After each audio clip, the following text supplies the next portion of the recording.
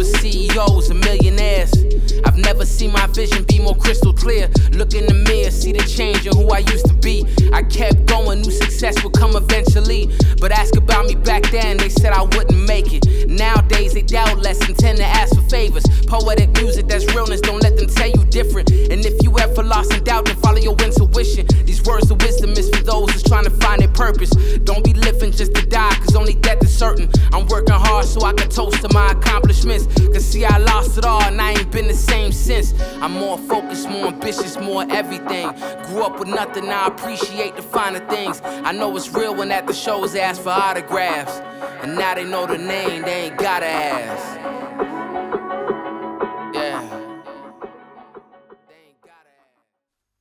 All right, we're recording. Everything's good. This is gonna be the toughest one yet. The toughest one. So, let me introduce Mr. Jared White, and Jared is the partnerships liaison director, the guy, the glue behind the scenes on the partnerships with Ramat Negev and how things are going, and all that, and.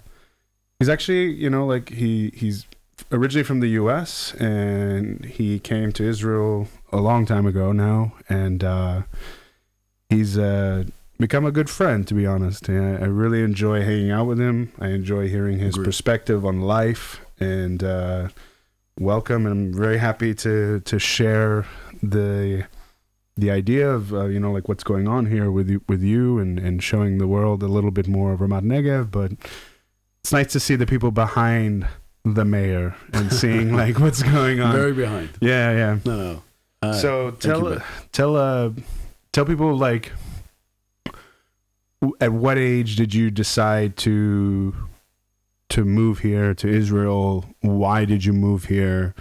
And what that means to you today, to make that decision so long ago, but then seeing the decision that you make in your teens, basically, to come here, and now you're a father, you're a citizen, you're still doing reserve duty in the army. A lot of things are very much in the Israeli culture and society. Give me the little bit of the scoop from the beginning and how you feel about it today. So thank you, Ben, and thank you for having me on this cool podcast, because it is cool. People have been walking by us, seeing for the past 2 days what the heck we're doing, and it's pretty cool to see. Yeah. And thank you for coming and doing everything that you do. Who am I? So I grew up in West Florida, to a normal Jewish American family. My father converted to Judaism after when he met my mother. He was already in the process. My mother is a nice, Ashkenazi European, from New Jersey, family, Jewish family. And I came here to Israel in February 2005, officially to officially become a citizen. But I fell in love with Israel when I was very young.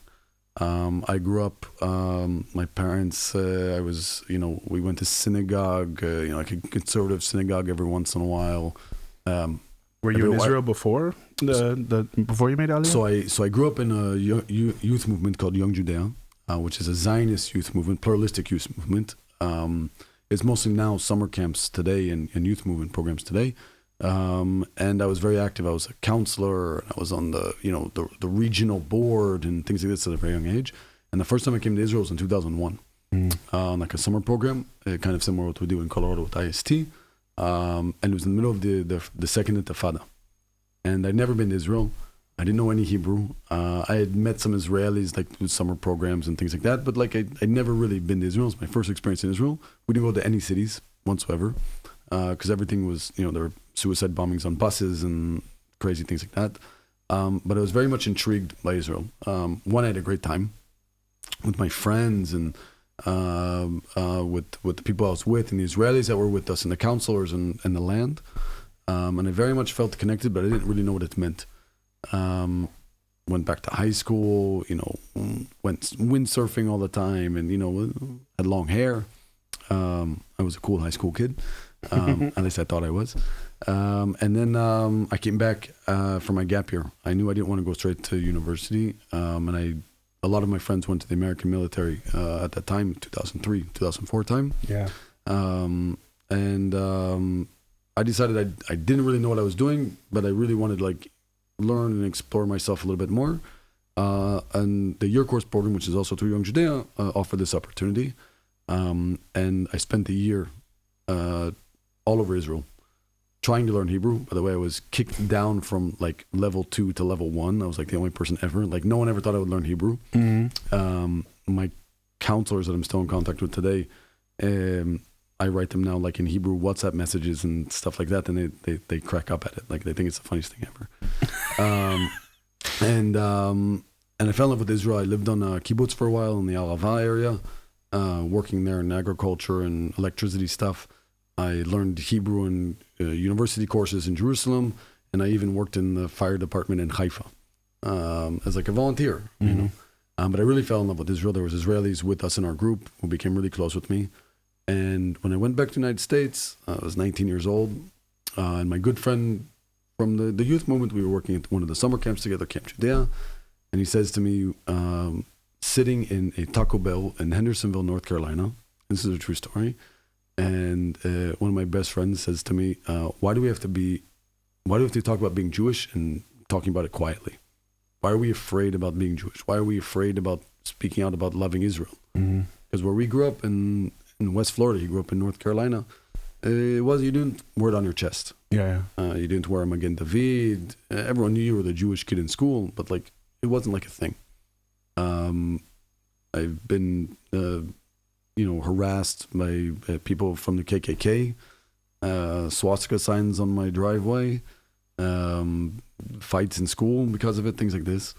And I basically decided at that moment that there's no reason that I should be afraid. I love Israel. I loved what I experienced there. And I felt very much a calling.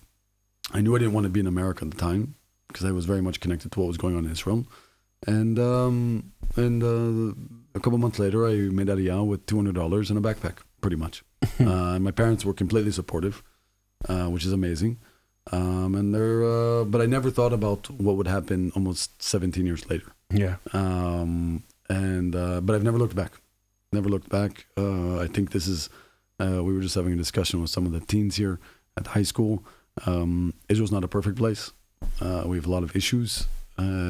I like to be a part of those changes. I like to be a part of that, what will happen in the future here for my kids and for their kids, Do you think that change happens at the top or at the bottom first? So I think it happens on both levels. Okay. I think first it starts off with the people. I think if we decide that we want to change something, on a minute scale, in my community, I live on a kibbutz, we want to change something, we change it. We want to push something new, we push for something new. We want to bring things to the government, we bring things to the government. It's very possible. But if you get enough people that are for something, you can get a movement behind it and push things forward. With that as well, if you get backing from the government to push those types of things, then you also get help from them as well. But it's not an easy thing. In Israel, everything is 2 steps forward, 10 steps back, and sometimes even more. Yeah. Things take time. But it does take time, and that's okay. So you moved here in 2005. You did your army service, and then obviously it's very big here, like where you serve. So if you want to give a shout out to your unit, you can. So yeah, I served in the paratrooper division. I was in the 101st Brigade. I don't know if I'm using all the terms correctly. It's okay. Yeah, I served 3 years all over Israel, on the borders of Israel, in operations in the West Bank, southern Lebanon, the Gaza Strip, things like that. In the U.S. Army, it's very big. How many jumps do you have? So I have 13 jumps. 13. Which is a lot in Israel. Most people only do like 5 for training. Yeah. But we've also done some in the reserves. I'm still in the reserves. I'm now the lieutenant of my squad. So I have guys who served with me my time back in the day in 2005. And guys who just got out of the army like a couple months ago are 24 years old. So it's but we also do frontline operations. Just recently we did in November. And we also have training and, staff meetings. It's very bizarre to switch from being at work and writing an email to you in Colorado, or writing an Excel program or doing some type of educational program, and then all of a sudden I'm finding myself in the army, doing things in the army, which is a very different type of mentality, as you know. Yeah. I was a jump master, if you can believe that. Oh, really? Yeah, I was kicking people out of the airplane, and best job. I preferred to be the safety, to be honest, where I didn't have to jump. So it's not that I don't mind jumping. It wasn't my favorite thing to do, and now my unit is all skydivers. Oh, really? So they don't even do static line anymore. Really? Yeah, static line sucks. Yeah, it's pretty horrible. The first time I jumped out of the plane, I was the first one out, and I jumped too hard. Yeah. And so when you have the static line, you get your legs wrapped around, and then it goes, and then it like gets released, and my legs were all bruised up afterwards. But so my fifth jump was in my training, sixth jump. After airborne school's 5 jumps, and then your 6th jump is like when you get to your unit or whatever. But I was in the training unit for my job. Okay. The first one we were doing out of the back of the C-130. And I never jumped out of the back before. Yeah, you jump on the sides. Yeah, normally. Like for paratroopers and stuff, they jump on the sides. But for my unit, we jump in the back. So it was the first thing where you have the reverse bite and you just let go and you just like plop out the back. And so I didn't know what was going on in some ways. I'm like 22. And I jump out, and the risers, they hit my helmet. My helmet wasn't on very tight. And so like the parachute came out right directly, and it took my helmet off, and I just see this thing like falling down. And so it's so embarrassing to see, like, when you're there, first of all, you're just like, oh shit, like I don't want to hurt myself when I fall. So like all the basics that you learn, like when you do sustained training, and you're like, oh, put your, stand and hold tight, put your chin on your chest when you land, all this stuff. Goes out the door. No. It's like it becomes so important when you lose your helmet. So like everything you remember, you're just like, you're probably your best jump ever because you have to, right? Of course. So I land, and like one of the instructors from my school is like coming with my helmet. He's like, hey, fucker, need this? You might want that. But it like, it could have hurt somebody. Yeah. So just like falling from the sky like that. And I just was like, whatever, man. So it's that was, it's an experience. I personally like it. Now the jumps are by Revivim. So my son, when my middle son, when he sees him, so he's like, oh, I bet that's, what but the question is, do I want him to do what I had to do? Yeah. It's a question. I haven't gotten there yet, but, we'll see. I told him he has to have a good heart. That's what he has to have. So, if you want to do this, you have to have a good heart. And so we'll see. I don't know. I think, it's always an interesting question, right? Like, I think my dad is happy that we all, because for people that don't know, like my family, like all the boys have done the army in the US. My dad was in the army for 27 years. So, and it was just one of those things that we were familiar with, I think. And that's why we did it in some ways. It was a mixed review on patriotism and other things. For me, it was just a way to go to university for free, for people that, don't know, like in Israel and other places, like in the US, if you join the military, you get basically free education to finish your bachelor's, or if you finish a lot of your bachelor's early, like while you're still in the military, then you can finish a master's like I did. I think I paid equivalent of $3,000 in total for my entire education, like 10,000 shekels. So there's that socialism that worked out in my benefit. And that's what we pay here, by the way. Like university per year is like 10,000, like roughly. Like it goes up and down, but it's like roughly 10,000 shekels a year, and which is nothing. No, like comparable, right? But, and I also got it paid for too, because as a new immigrant, I got it paid for. Because through the Ministry of Absorption, and then I got another scholarship because I was a lone soldier and a combat soldier, so I got another scholarship on top of that. So I basically got everything paid for. Nice, which is amazing.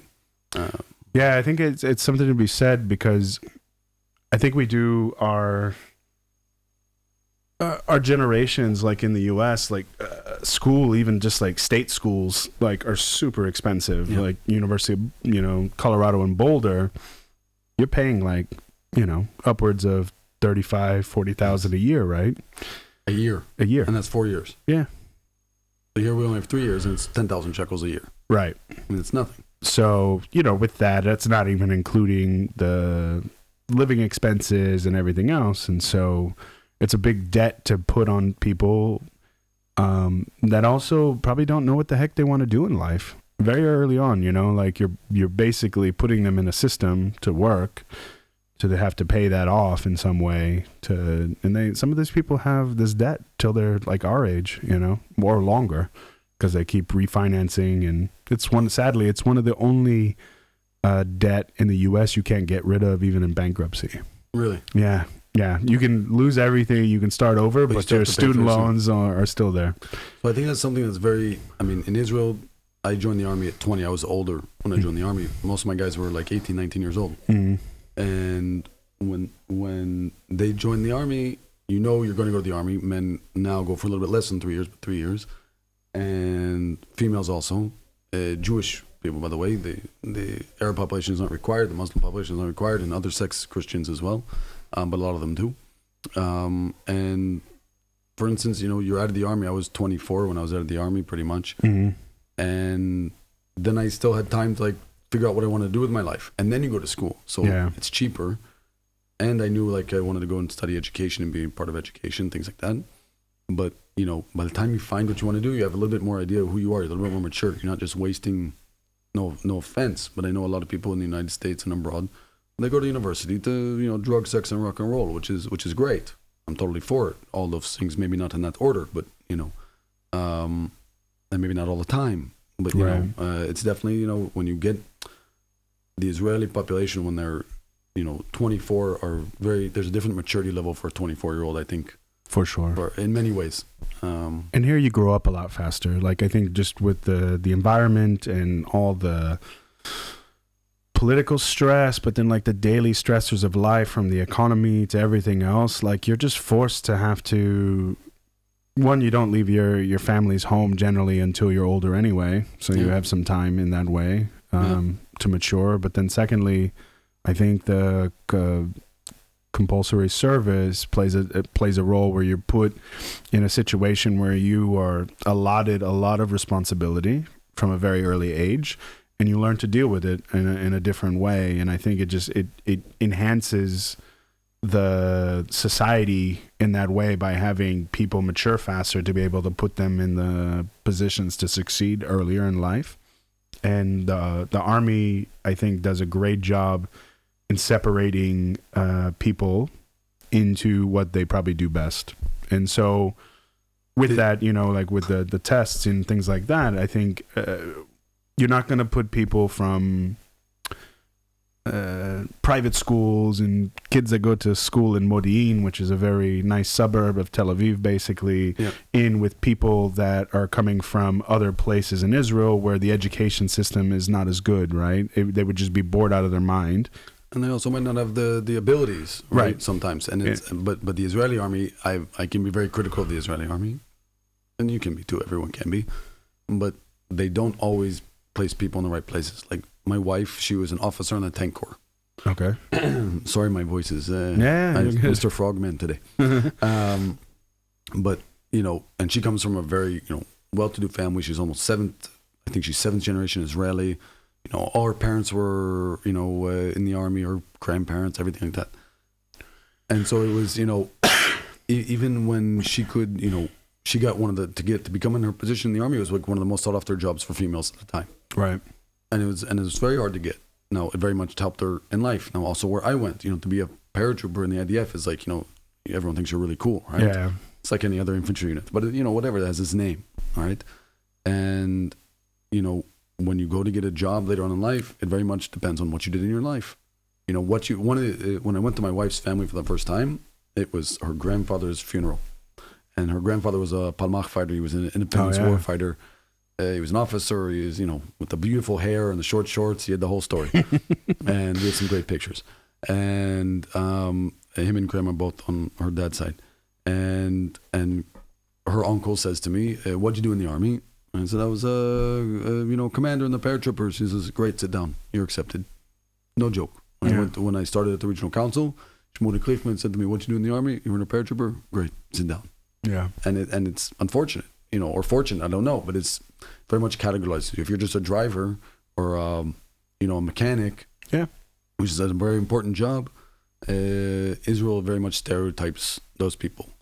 And I see it to this day, like my brother-in-law, one of my brothers-in-laws, I have two that are lieutenant generals, and one of them, he was a mechanic in the Air Force.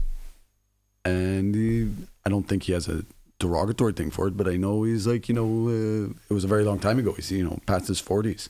But for him, it was, it's still part of his life. It's very much part of your life to this day, whether you want to take it out or not. Very much makes you part of Israeli society. Do you think that's changing though, with a lot of people not opting out of military service and doing, Shin or other programs that they have for the society here? It's becoming more accepted in Israeli society. Like you can go to a job now, and still on many jobs, it will say you have to do some type of mandatory service, whether it's national service, right, like working in the community, or it's military service.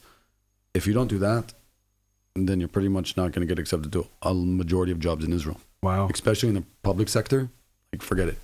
But even in big companies, they'll say to you, "Why didn't you serve in the army?" That's one of the first things. You have to have a background in this, and you have to know Hebrew and English, and work on Excel and stuff like that. And also, you have to serve in the army. No, it categorizes people. Yeah, and it's a way to block people out. But you are finding more and more people who aren't going to the army, and more people are going to the national service. Also in the Arab sector as well, more people are going to national service, which is.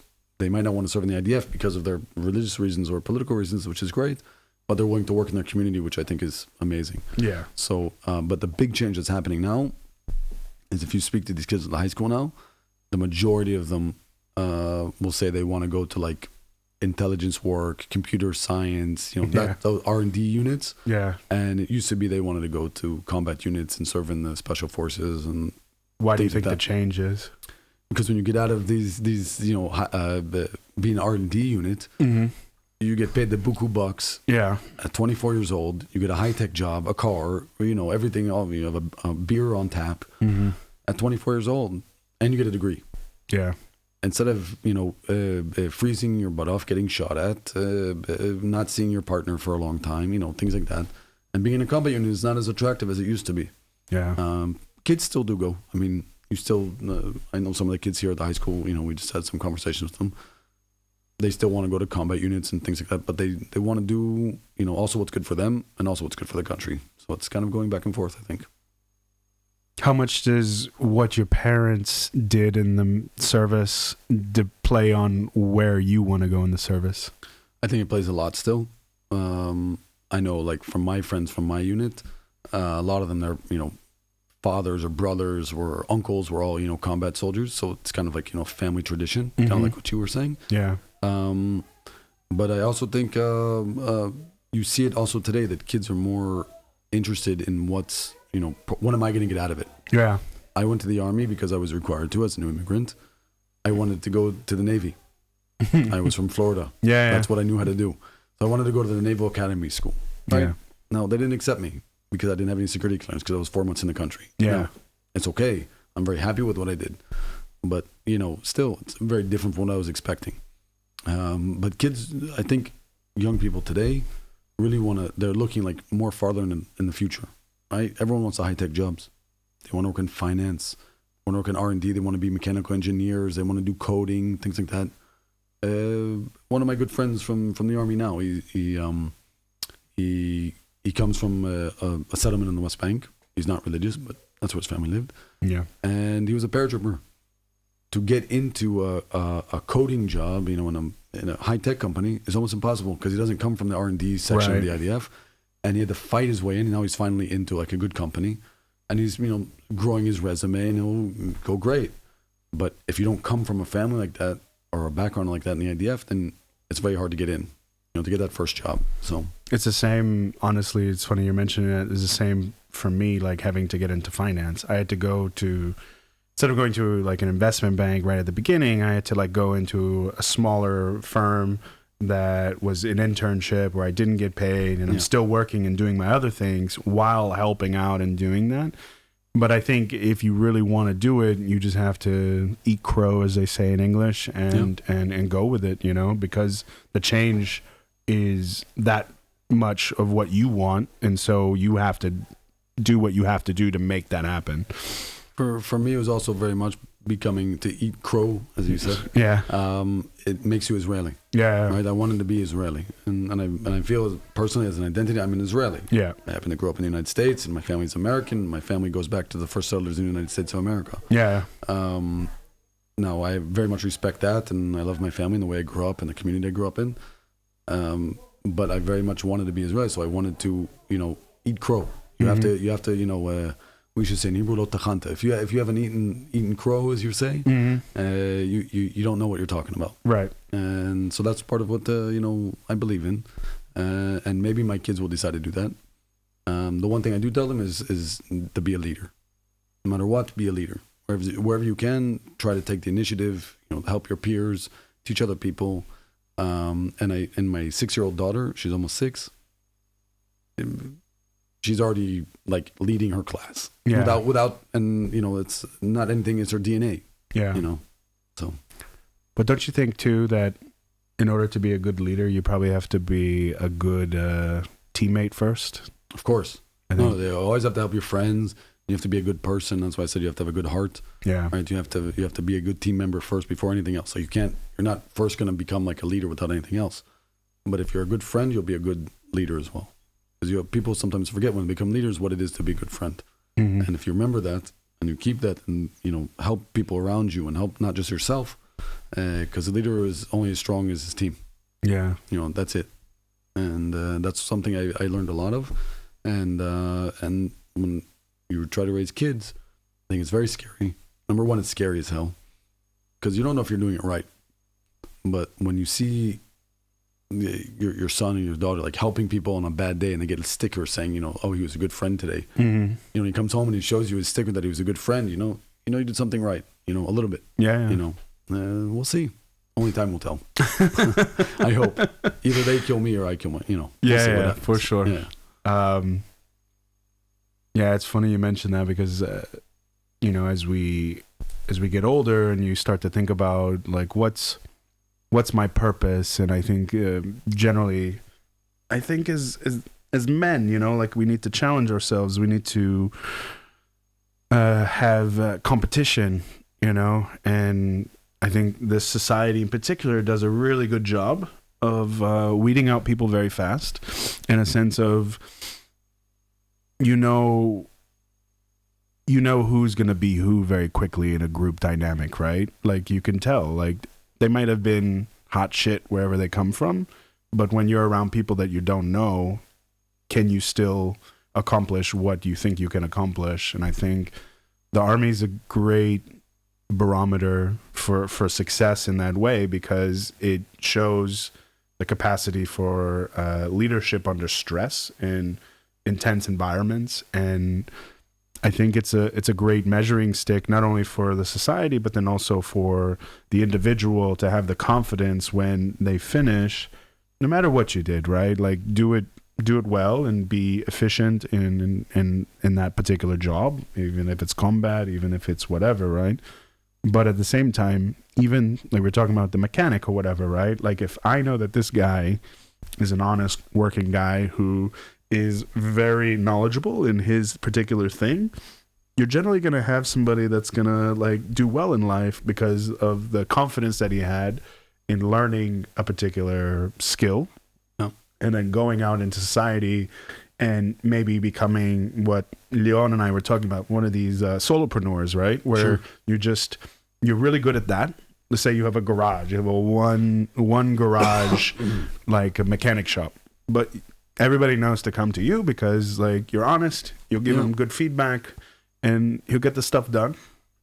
Time is always a culture thing here, so he'll get it done when he gets it done. Exactly. But it's not a German working on your car. It's an Israeli. It might come tomorrow, but he'll get it. Yeah, exactly. No. So no, I think also, Ben, there's a huge.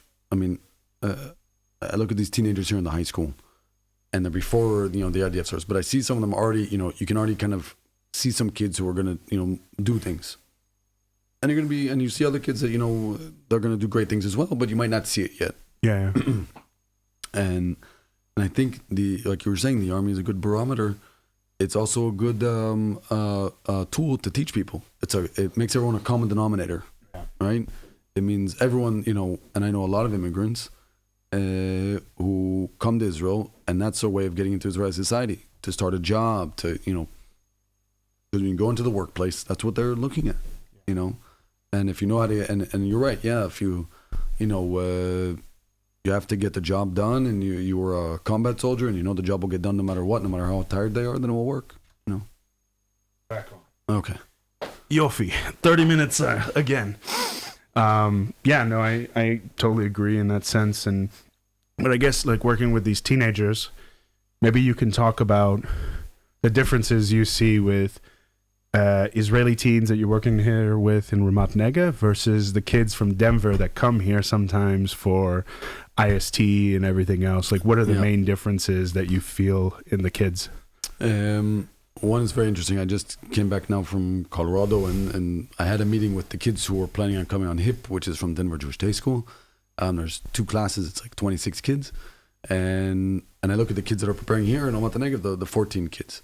So the HIP is a Hebrew immersion program. Yeah. So they come here to learn Hebrew for a couple months? It's for like a month and a little bit. Okay. And they come, hopefully they're coming in March, COVID allowing. Mm-hmm. And then our teens also go there. But I see a huge, I see a lot of similarities. Okay. They all like the same stuff. They like to play basketball. They like to go dancing. They like fashion. They like the same things as are very common as a person. Yeah. Right? Which I think is a great start off, and that's something that's beautiful about our partnership is that in 1999, the Jewish Agency tried to set people up with communities, right? Yerucham in Miami, for instance, right? Yeah. What does Yerucham and Miami have in common? It's hot. Oh, exactly. That's about it. Okay. No, but it's very different communities, very different, totally. aspects, But you look at Ramat Negev in Colorado, for instance, and you're saying, wow, we like to go biking. We love the outdoors. We have a lot in common as Jews. There's a lot of, we're very pluralistic on both sides. Mm-hmm. And so as people, I think there's a lot of similarities. With the teens especially, I see a lot of similarities, but I also see a lot of, like you were saying, the differences in how they grow up. Mm-hmm. So if I look at some of our teens who are from kibbutzim or farms, and their fathers and working in agriculture, and their mother is a teacher. In the United States, the teens' parents might be a lawyer and working in the government. So I think the main thing that really differentiates them is what they really know about world things as well. Because I think the American teens know a lot more about what's going on in the world. Really? Yeah. I would think the opposite, actually. The Israelis, part of the preparation we do for the Israelis is to teach them more what's going on in Israel and the surrounding area. We talk about different forms of Judaism, okay? Different walks of life in Judaism. In Israel, you pretty much have Orthodox, and that's about it. Mm-hmm. There's the reform movements growing more, the conservative movements growing more, but all the other movements are very, we're here in the Negev, we're not in Jerusalem, we're not in Tel Aviv. Yeah. We're very far away from the center of the country where a lot of those things are happening. And some of them might know about it, but the majority of them don't. And in America, the kids are on the news all the time.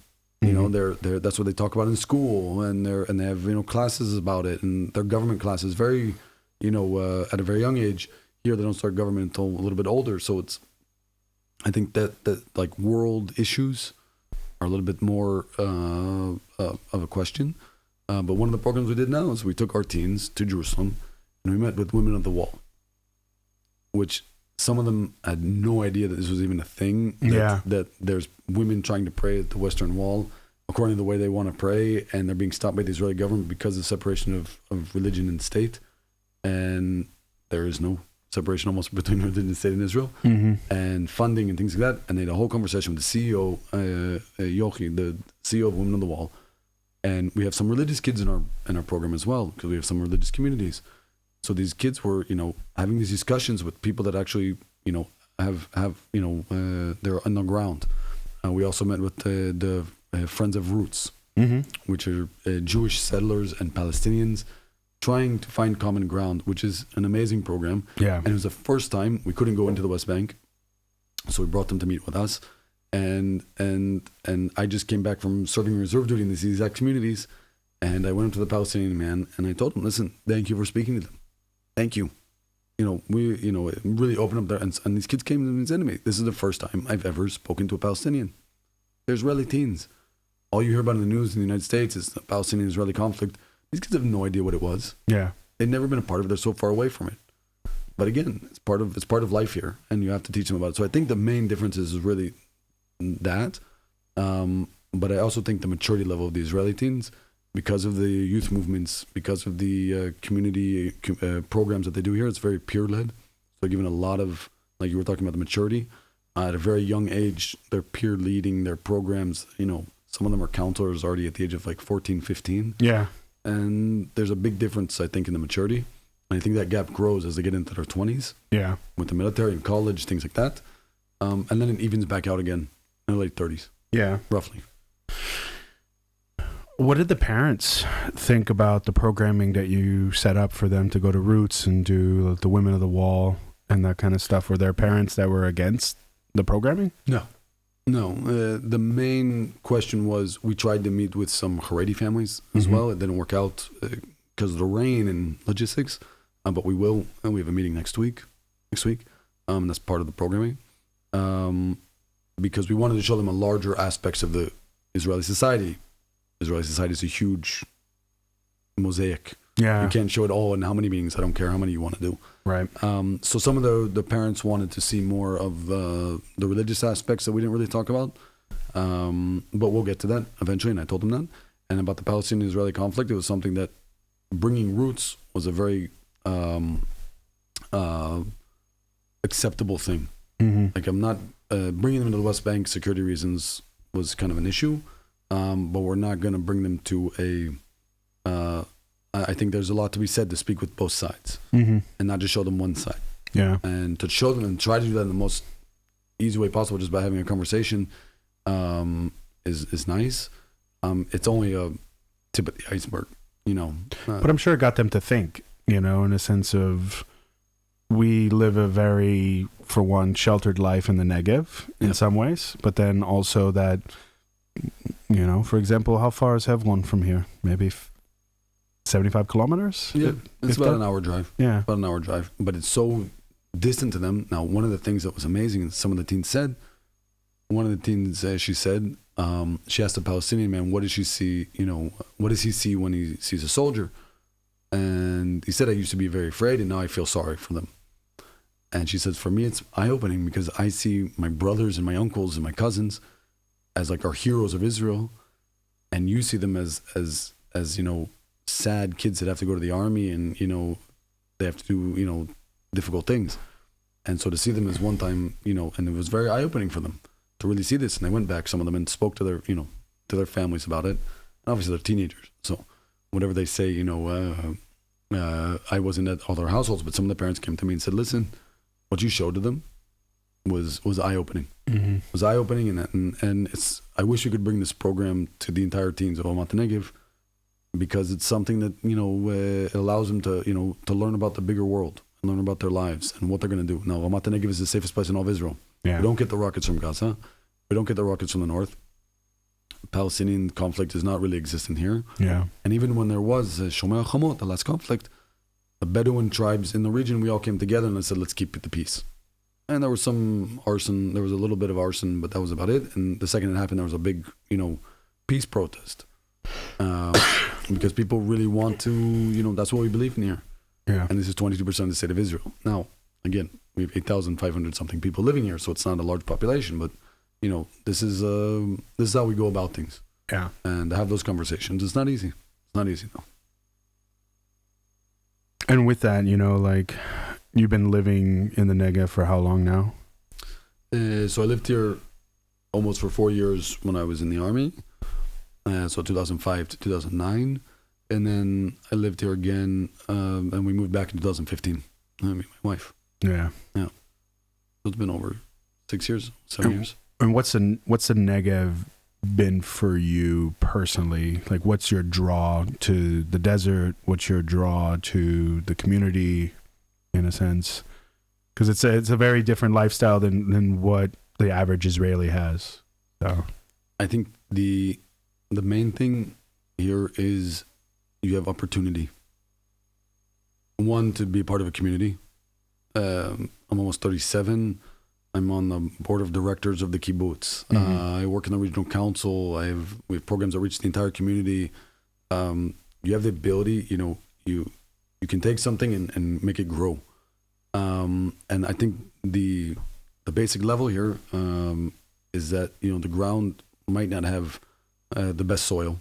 Actually, it's horrible soil. But you have the ingenuity and the innovation and the know-how and the willingness of the people around you to support each other. Just yesterday, we put out an advertisement for the regional council to do Jewish pluralistic culture events. And we said, me and the culture woman, we said, listen, this is a program we do every year. We always try to think what the community wants, but let's ask the community what they want. And we've already gotten some responses on people that want to do, Kabbalat Shabbat, or want to do some type of lecture service on, like we've had in the past with Rabbi Susan Ryans from Colorado, who did women in Judaism, feminism in Judaism. right. It was amazing. So people are bringing up more ideas, which I think are great. And I think the main thing that draws me to the Negev is the opportunities you have here. It's at a different pace as well. Mm-hmm. The regional council, we're always, our foot is always on the gas, right? We're always in fifth gear. But the things that are important here are your family or your community, in my opinion, right? Mm-hmm. We were talking the other day about it, that you have different, things that are the most important thing, right? And my career is important, and my life is important, and studying is important, and all these things are important. But the first things first is, I'm home in the afternoon and I'm, playing with my kids. Yeah. And how much money I make is not the most important thing. It's more of what I can give back to the community. Yeah. And what I can do, and to help other people, and that's the thing I like to see happen, and that happens all across. And when you see that happening in other places, not just in your environment, not in your friends or your community, you see with other people around you, there's something about the water that's going on here. Yeah. Why? I guess the question I have for you, maybe you can answer it, obviously. Why do you think that this aspect of not so much community, but like giving back to the state, giving back to the country, generally stops at the end of your military service? Like, why do Israelis generally just say, you know what, I gave my time, this is where it ends, now it's about me? Can you maybe elaborate on that time, how you felt about that time after the service, and then you're going into Miluim and all that, and then what's different from you compared to the average Israeli on that notion? When I look, part of the traditions or cultures of the Israeli Jewish society is tikkun olam, and it's a Jewish value, right? But it's giving back to your community. It's tzedakah. It's helping out someone that's sick. It's doing all these things, and it's a value that's been a part of the Jewish people forever. Mm-hmm. Now, with that as well, it's very much part of Israeli society. You look at the original founders of Israel, in the 1930s and 40s, even before that, people were founding these communities with nothing. Mm-hmm. They had no money, they had no water, they had no weapons to protect themselves, nothing. And they, with their ingenuity and their know-how, we made this little, nice area, nice country. It has its issues, but we're doing great, I think. And it's very much part of the Israeli DNA in many aspects. I also think it's part of my DNA as a family. That's my mother's very involved. My father's, a teacher. My brother's a paramedic. I mean, we're very much community supporters. Mm-hmm. I think maybe not financially, because right. you don't make a lot when you're a teacher, but you can give other things, right? My mother's been a part of the Women of Hadassah for years. I mean, she's been very involved. So when it's part of your DNA, and then it's part of the society here as well, it's part of what you feel. Now, also I think here is that a lot of people in Israeli society now, they finish their military service, and that's it. I'm done.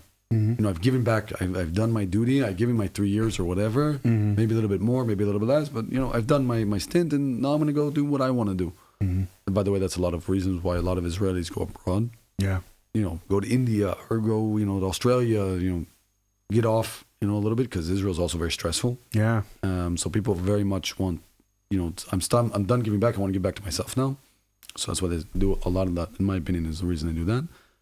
But then that's why also people are now going to high tech, right? To make the good money, have a car, have a house, these types of things. But I think in the Negev, people still very much part of this this call of Zionism, of making the desert bloom, and finding this, being this pioneer spirit. Yeah. It's still very much part of what.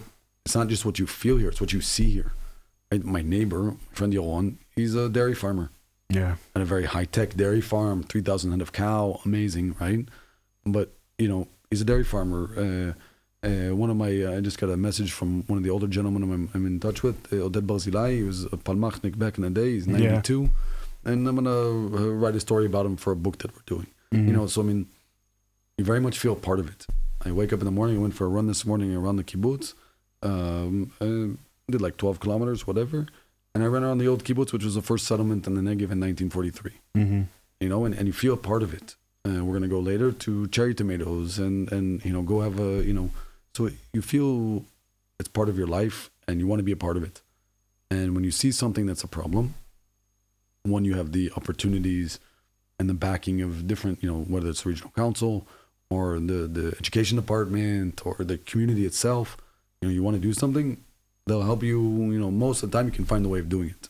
And when you have that alongside of this feeling of I want to do something with my spirit and do something good for the people around me, then it's allowed. Yeah. So I think it's part of it.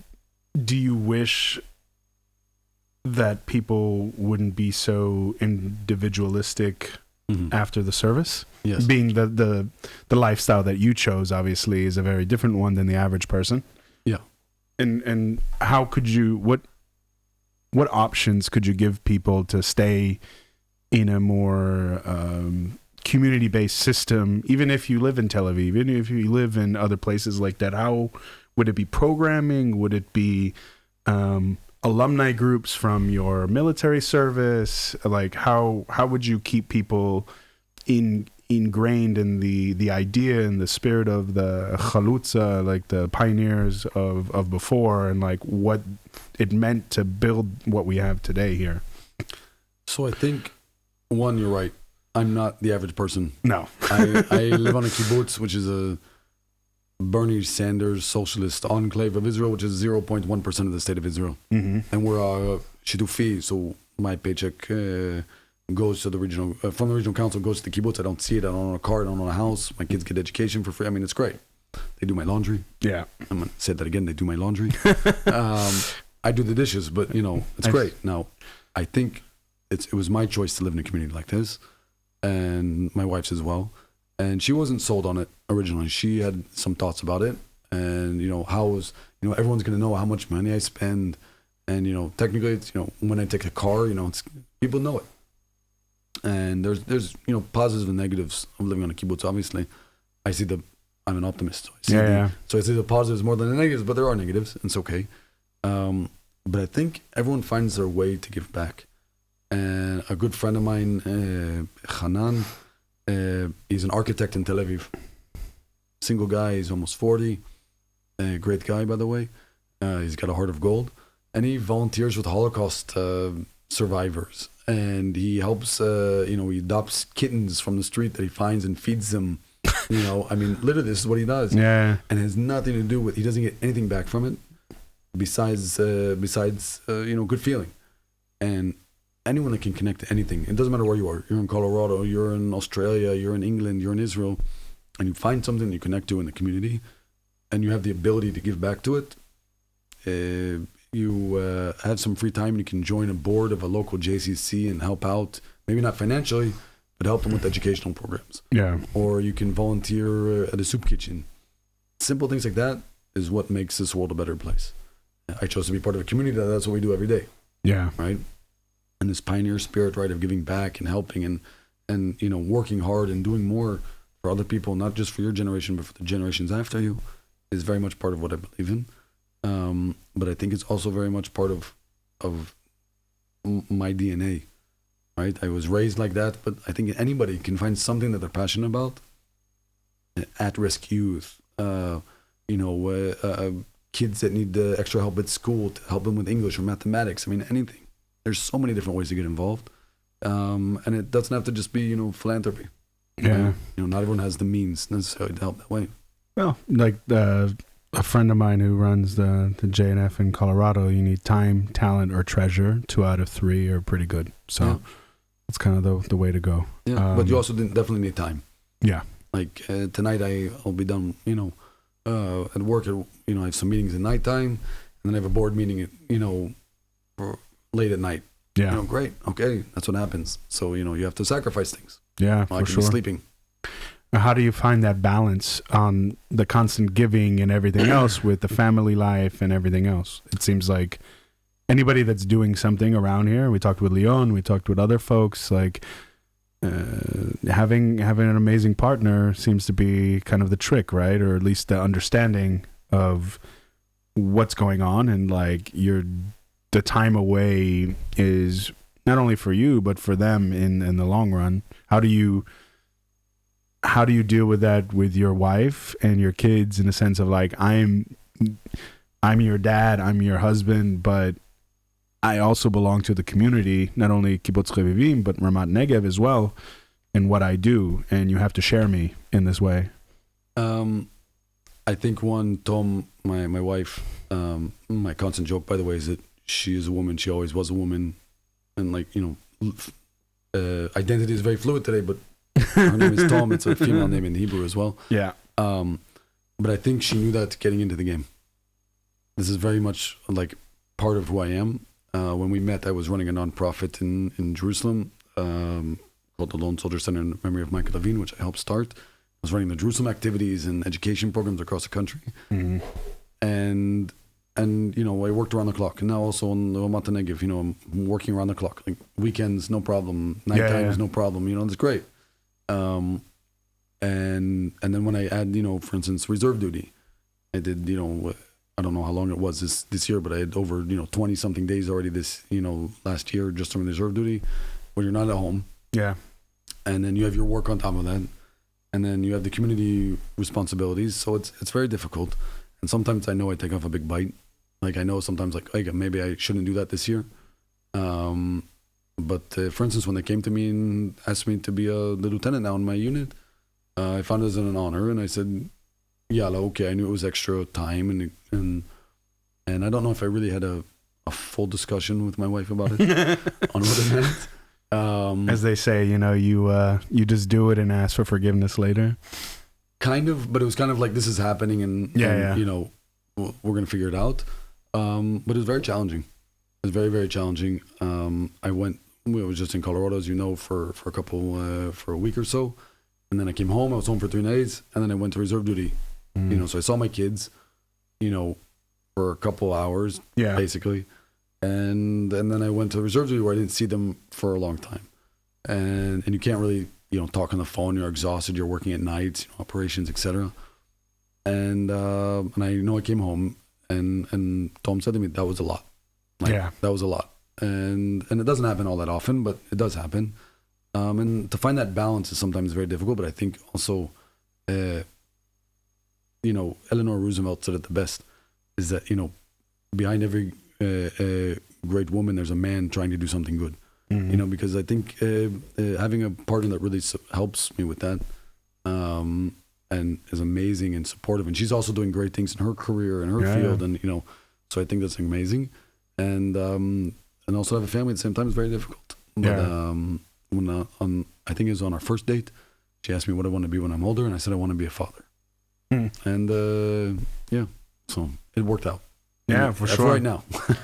Yeah, no, I just being around you the last, couple days, but even the weeks before, I can tell that you're a very happy person in the life that you built. And so it's always nice to see people doing what they want to do in life as opposed to like what they have to do. and that's what I admire about you, by the way. With that, as you've gotten older, you have your family life, you have everything else going on right now, and you're at the bottom as far as the infrastructure of the country, right? To make a difference in this region. What do you want to what do you want to, as a vision for yourself as being a part of Ramat Negev Regional Council? What do you want to accomplish in the time that you're here, doing the job that you're doing with the partnerships, but then also with the region, as you're in this position? That's a good question, and I think about it all the time, because I'm not here just for myself. Mm-hmm. Not an elected official by any means, and never want to be, but I work for the community, and we have a board, community lay leaders, and one of the things we discussed a couple of years ago is, we have programs for teens, we have programs for young adults. Why don't we have programs for people who are older? And kids keep walking by and saying hi. I think that's the same. Sometimes it's the same ones. Same ones, yeah. There's Ofri, there's Tal, there's every kid's named the same around here in Ramat Negev. That's why we have a little running joke here. Yeah, and a lot of them are connected to the nature as well. So, yeah, perfect. No, but I think one thing we looked at was saying we don't do things for senior citizens. So today is going out a call for G2, which is a program we're doing together with Jewish Colorado to connect grandparents and their grandkids about learning about traditions and family life and their Judaism and their heritage on both sides of the ocean. Mm-hmm. And there'll be joint virtual programs together and etc. Hopefully there'll be a visit to Israel also as well. And it's with the Jewish Agency. Mm-hmm. And it was a thing that we said, listen, we're dealing with teens. We have a couple options for teens, great. Young adults, we have an option, 248, which we're also doing with Jewish Colorado, and we have also other options with Nevada as well, but there's a lot of great things going on. And senior citizens, we didn't have anything. And senior citizens, when they come to you and they say, listen, we want to do something together. So we said, great, here's an option. And so we'll see how it goes. I know I for sure don't have the Torah written, No, right? I don't have all the answers. One thing I like to do a lot of is work with people around me, whether it's different, like Yerucham team, I work very much with the Eshkol area, in the Negev area, we like to work together. Mm-hmm. So learning from each other, learning what works for them, what doesn't work for them, what works for us. And also with our partners abroad is thinking also what they need. I think if we can reach more people so they know more what's going on, I think this podcast is an awesome way to do it, because it's really, it's hard to come to Israel right now. It's hard to go to the United States right now, for sure. COVID, whatever. And here's another way to touch people, right? And you don't have to spend a bunch of money on a flight and risk your health technically. And you can come and learn about the Negev, etc. We want to look at more virtual programs as well, talks, lectures. Yeah. I have a call about that later on. I think the Shinshinim program, to bring Shinshinim from Ramat Negev to the diaspora Jewry, again, the world Jewry, etc. Really allows other people to expand it, and it's not just the Shinshinim themselves that understand it. Then it's their families, and their friends get it, and it expands. Because right now, I could roughly say about a good quarter of Ramat Negev residents, right? So let's say 3,000 people maybe have been touched by the partnership in the past 22 years, in some way. They've hosted somebody, they've met somebody. Okay. They've, gone to a program, their kids have gone to a program. There's some way they can say it. And I'm not talking about people at the regional council, just random people. Right. And if we can say that for a quarter of the Jewish population, let's say in Colorado, that's a huge win. Yeah. Right? Now, it's very difficult to get everybody because everyone has different interests. Yeah. I also think that we need to look at other ways to connect on not just about Judaism, but about hobbies. Yeah. And about hiking or environmental issues that we all care about. Right. So we can look at different things as well that aren't just I'm Jewish, you're Jewish, so we have to talk. There's a lot of other things going on. I want to do a photo exhibit, like you guys send our photos, we send your photos, we have them up here at the regional council. People get to see it. Because there's beautiful nature here, there's beautiful nature there. So, so doing those types of innovative programs, which have been done in the past. We're finishing up a cookbook Yeah. a joint cookbook. So there's a lot of things that we're trying to do. And I think if we reach more people, that's the best way to do it. And getting more people involved. But again, it takes time. Rome was not built in a day. And when I talk to the Jewish Agency about all we've done in the past 22 years, it's quite amazing. Right. So yeah. Yada. So we we're talking about recording all the good stuff. Not making the same mistake twice. That's called learning from your mistakes. Yeah. I mean, I think when you think about diaspora and the connection with Ramat Negev, but Israel as a whole, why do you think it's important, and what can we do to keep the bond going in between Jews that live in the outside world and Jews that live within Israel? So I think the first thing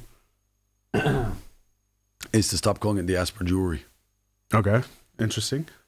Why do you say that? Because diaspora is a derogatory term. It means you're not living in Israel. Therefore, you're less than me. You're not less than me. You're the same as me. You have the same traditions, same values, not maybe all of them. Right. But we have certain things that are similar. I think it goes two ways. One, there's a very famous man named Avram Enfield. Yeah, that's his name, I believe. And I'm going to check and make sure I'm not wrong. Who talks about the 5 legs, the 5 pillars of Judaism. And if you have these 5 legs, it allows the Jewish people to continue, to Jewish continuity. And what is Jewish? Is my Judaism different than yours? Or are we the same? It could look different, right? You put 2 Jews in a room, you get 5 different opinions. And I think that's something great about our culture. And I call it a culture, which has its own meaning as well. Mm-hmm. But I think that when these 5 pillars, one is the Torah, right? The laws, the commandments. One is Hebrew. Now, one is also your family traditions, what you do in your own household. Mm-hmm. One is memory, zikaron, a lot of things that we remember, right? And the last one is Israel. Now, there's all these different explanations in each one of them, but a table can stand on 3 legs. Mm-hmm. Can't stand on 2. So if you're religious, so you keep the commandments and you have the Torah memorized, amazing, right? And you live in Israel, you're great. But if you don't remember your traditions, your memory, right? And you don't remember what these values are, then you're not going to be able to stand up. Now the vice versa, I think this connection is that the partnership has the ability to reach everybody. And for Israelis, we don't always remember that my grandparents on my grandmother's side came from Austria, Poland. Mm-hmm. Your family came from Germany or Europe. Yeah. And 2 generations ago we could have very much been related, or they might have met in university or anything like that. 2 generations from now we might not remember where our families come from, but we'll have what we have here and we'll continue to go. Now, for the American Jewry or the Jews living not in Israel, Hebrew is almost unheard of. Right. Right? Because the majority of Americans or North Americans or people living abroad don't know Hebrew. Looking at you, I can smile and know that. Now, they might not have Torah because they might be, Reformed, they go to synagogue every once in a while, but they might have their memory because, their grandparents were in the Holocaust, or they read the Haggadah, the Passover, and they might have their family traditions, and they've been to Israel a couple times. Mm-hmm. So the chances of them staying connected to their Jewish heritage are almost doubled, simply because they have those 3 things. So they don't need Hebrew, they don't need the Bible, but they need the connection to Israel. And Israel, here in Ramat Negev, it can be that outlet for them, right, for Israel. Now, I also think that as Israelis, when we meet the different, we go to HEA in Colorado and see different ways of, in Shir Chadash that goes downstairs and they play with the drums. And you can be reformed, and you can have a woman have a bat mitzvah, and it's just as important. And there's no book, in my opinion, that says 100% what Judaism should look like in the next 200 years. Right. it's a building block, right? We have foundations that we believe in and values that I think are very important that go back, thousands of years. But, there's some rabbis, there's laws that might be commandments, but the laws are basically common sense to create a society. Yeah. Right? And treat your parents with respect and, don't take the God's name in vain. The 10 commandments are basically building blocks for any society. And when I look at the Jewish people, I say we have these values that are a lot of time in common, sometimes are not. But what's going on in Israel sometimes can learn a lot from what's going on abroad, and vice versa. Right? The Israeli ingenuity, the Israeli spirit, the passion that's going on here, we can also be taken in other ways as well, to the business world, to community work, many things. But I think in the next 50 years, this generation of my kids and these teenagers walking around us here is going to be put to the test. Because now, especially with COVID, to go abroad is very difficult. And, to have a Zoom talk is nice, but it doesn't change this conversation we're having. Yeah. And the second, I go to Boulder and I'm having lunch with a bunch of mind-liked people that some of them might be Jewish, some of them might not be, but we all believe in helping the environment, and we all like going hiking and biking. Some of them happen to be Jewish and some of them not, we have this connection. Right. And this connection can grow and expand and do good things. And I can learn a lot from it, and they can learn a lot from it. And we take that back. No matter what you do, that connection, you take it back from each other. So I think as people, we have to really focus on how do we keep the connection going. And I know in North America especially, but also in Europe, there's a huge rise in anti-Semitism, especially on the college campuses. And the kids that are now in university in the United States who might be Jewish, but now are, not pro-Israeli, are going to be the next congressmen, are going to be business people, or the next teachers, are going to have effects on the next generation that we won't be able to, once it's set in their mind at the age of 18, 19, 20, it's going to be very difficult to change. The program that you were supposed to call on, the Public Officials Mission, Yeah. which is bringing non-Jewish public officials from Colorado to Israel for 10 days? Yeah, 8 days. 8 days. It's amazing. It's amazing because it's not for me, it's great and I have a great time and I love seeing all of you, but it does good for your community back home. Yeah. That does good for my community. Yeah. What's good for you is good for me. And I think if we can connect those people now and through varied programs and on different ranges of the age groups and backgrounds, it could be amazing. It could be amazing. And that's what my focus is. And that's one of our 10 goals in the Ramat Negev, right? With security and education, infrastructure and dealing with the Bedouin question issues. It's connection with the Jews abroad. That says a lot about a regional council. Yeah. It doesn't happen in the majority of regional councils. I can guarantee you that. It's funny you mentioned about the college campuses, and it kind of got me thinking for a second there because I don't know if you know this, but a lot of, obviously, most Jews in the United States are pretty left-leaning, liberal-minded folks. And so they're very into the Black Lives Matter movement. And what was interesting was that these people were offering assistance in some way, either volunteering or maybe even some financials or stuff like that in a sense of the Black Lives Matter movement. But what happened was the Black Lives Matter movement got lumped in with Free Palestine and other things, right? And so these Jewish supporters and volunteers of Black Lives Matter were suddenly stuck in the middle of something that they didn't know how to get out of because they're in support of minorities having an equal opportunity, not so much equitable outcome, like everything is going to be good no matter what happens. Right. But at least you get a seat at the table to get a chance to be part of certain things that maybe you feel that you didn't have a chance in, or that you just basically have the opportunity to do the other things that other people have, right? Yeah. When things, minority causes start to get lumped in that sense, I think it dilutes the message because in a sense, the context of those struggles are very, very different in a sense of free Palestine. Like I was asking somebody the other day, like, what does that mean?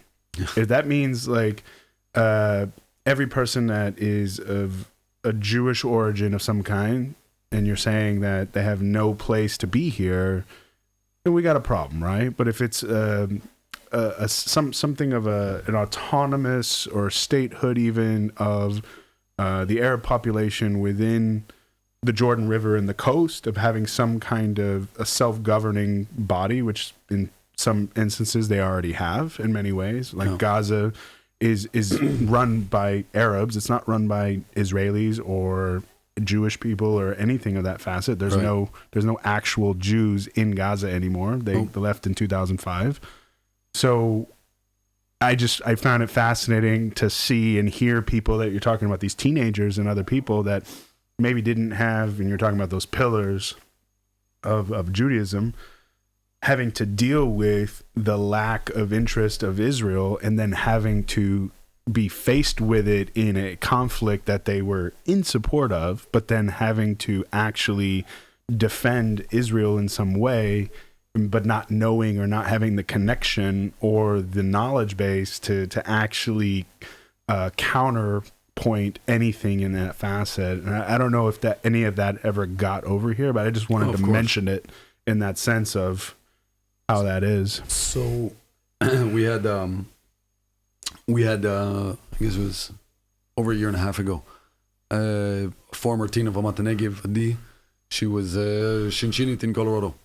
And her father works in the IDF. He's in the Air Force. He's, I believe, he's a lieutenant colonel, if I'm not mistaken. Mm-hmm. And she was a Shinshini in Colorado, working in the community and abroad at public schools, etc. And the operation this in 2020, Shomer Chomot, I don't know what you call it in English. Yeah. Where it wasn't a ground operation, but it was an Air Force operation, and artillery and tanks. But it was very scary. I mean, it was very scary what was going on. Every night we heard the bombs from the Gaza region. We were very safe, but we take in the communities from the Gaza envelope into Ramat Negev. That's part of the national plan. Mm-hmm. So, like, I hosted for dinner people from the Gaza envelope, and you hear the helicopters flying over and you hear the bombs going off. It's crazy. Yeah. And she told me that she was sitting in Colorado, and they have like an Instagram, TikTok. I'm not in that. You're not on TikTok? No. What? I'm still part of the 90-year-old generation. You're on Facebook. Yeah, exactly. Okay. Now, she said to me she had Jewish teens at some of the public schools who were like, on TikTok and Instagram saying, pro-Palestine, things. Mm-hmm. Or anti, stop the apartheid. Mm-hmm. And she got so offended. And she stopped one of her lessons. And she said, guys, when you're posting these things, you're not just posting something. Right? Everything's so easy today. You just do a click, right? And millions of people see it. And she says, listen, I want to talk to you about my dad. And she brought it to them on a very personal level that her dad's now working around the clock, flying, across Israel, protecting Israeli citizens. People are being bombed in Tel Aviv indiscriminately. Yeah. Which not necessarily happening as much as in Gaza. And she's saying, listen, you're not just talking about Israel's an apartheid state, and here's what's happening. Listen to what my dad's doing right now in the IDF. My dad, not some general that's in a black and white photo from 1967. Right. Okay. Here's a person, here's him on WhatsApp, and he's my dad, and we have my brothers and sisters, etc. And when you connect it to a person, it's much easier to actually have those discussions. Yeah. I think this generation, especially on college campuses now, I've been a part of events on campuses where they've called me a baby killer and I'm a murderer and all these things, and I've done combat operations. I said to them, do you actually know what you're talking about? Like, do you want to have an actual conversation about it, or do you just want to yell at me? Some people would actually sit down with me, and other people would not want to have a conversation with me. And Israel, any type of conflict is bad. I'm the first person to say I want peace. And when we met now with Friends of Roots, I went up to the Jewish man in the Pausim and I said, thank you for speaking to us.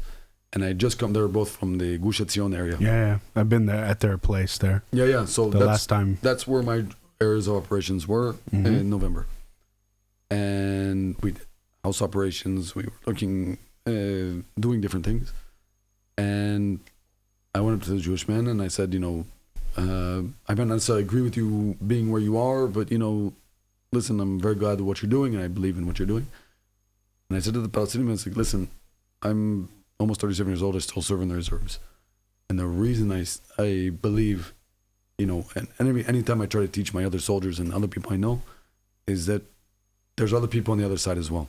Yeah. They're not, if you're being threatened or there's an event, you're being shot at, obviously there's a different situation going on. But at the end of the day, we're just people. Yeah. Right? We're all just human beings. Same thing in Gaza, same thing in the West Bank, same thing in Lebanon. People in Lebanon, they want to go to school and have a good life. And there might be some people who want to death to everybody. Yeah. And there's other people that want to have life. And I think the hardest challenge for people abroad to know is that what's really going on. And forget fake news or anything like that, but the way media is presented today and the way the facts are presented today, everyone takes it for granted that that's exactly what's going on. Mm-hmm. And I tell everyone all the time, I told the teens at Denver Jewish High School, read 3 different articles from 3 different news sources. And then maybe, possibly, you can understand a little bit about what's going on, and if you know how to read between the lines. Yeah. Because that's the big issue. When you think about Israel, right, it's blue skies outside. There's no threat whatsoever. There's a big, we're making solar energy through 5% of Israel's solar energy down the street here. Mm-hmm. Cherry tomatoes, and we're going to go have lunch at a great barbecue place, great. And, that's life is good. But at the same time, it could be very scary in 5 minutes. And the main thing I'm worried about is if this weekend there's going to be the waterfalls are going, So, I mean, life is general. We're just human beings, and we want to keep the world going and have a good place for the future generations. And when kids are looking at writing a Go Palestine, pro-Palestine thing, or saying they don't necessarily know how to learn the facts and to really understand what's going on both sides, mm-hmm. and make your own opinion. I think the best way to do it is to see it firsthand, experience it firsthand. To go and meet with Palestinians and actually see what they have to go through on a daily basis is something that they need to know about. But also on the other side as well, to know what's going on in the Gaza envelope when bombs are going off, and why it's very hard to move there because of these situations. And in 5 minutes, the Lebanese border could be a hot box. And Israel, the IDF is doing humanitarian aid inside of Syria. Mm-hmm. No one talks about the good things. And that's a problem. That's a problem. Do you feel that Israel's PR could do a better job of self-promotion, not in a sense of like talking about the most moral army in the world, but in a sense of like discussing the fact that like, we're helping out people on the border in Syria because it's the right thing to do. We are, like here in Ramat Negev, for example, we are reaching out to the Bedouins and discussing what their needs and wants are for the future to be part of our society in a better way. Like, why do you feel Israel doesn't do a good enough job on the PR front where it could be on offense instead of defense all the time? So I personally know a woman who used to work for the IDF. She now works for Naftali Bennett. Okay. And she was in charge of the Twitter account for the IDF. She did a very difficult job. Yeah. And one of the things that they did a difficult job with is that you have to actually do the decentralization of the IDF on what happens, operations, and then actually get the word out there what things happen.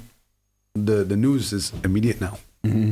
Right? In 5 seconds, it's on a Twitter account, and good or bad. Yeah. But Israel takes so long to go through the censorization and that whole process. By the time it gets out there, it's already been, Israel's a bad name. Mm-hmm. That's number one.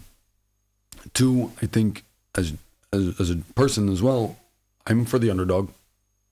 I'm an underdog. Yeah. Right? We're a small democratic country. We're democratic most of the time.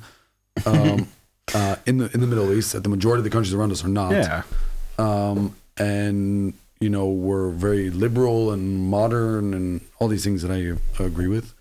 And, if we don't focus on Israel being the most moral army in the world, but we focus on, like you were saying, that we're reaching out to the Bedouin communities here and we're trying to work together, it's an issue.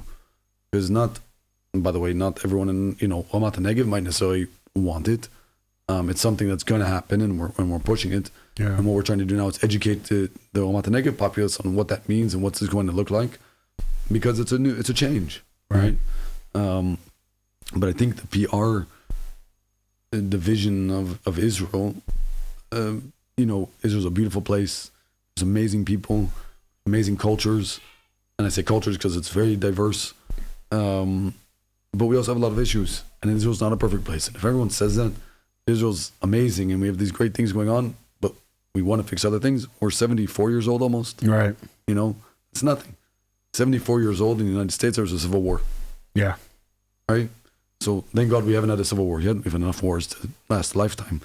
But if we can look at the positive things and work on the things that we do agree with, and stop worrying about the things that we can't fix, obviously, or that people don't want to fix on the other side, then we can only, put our heads in the sand. Yeah. But I think if we keep doing the good things, helping the environment and helping minorities in Israel and abroad, and I think also that's what you were saying about the majority of Jews in North America are the liberal Jews, because that's what the Jewish population always was, right? We were the minority in every country we've always been in, except for in Israel.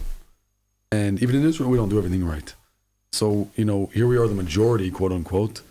But what does the majority really mean? That means we have the responsibility to help the minorities. Yeah. So it's this value that we have to work with all the time.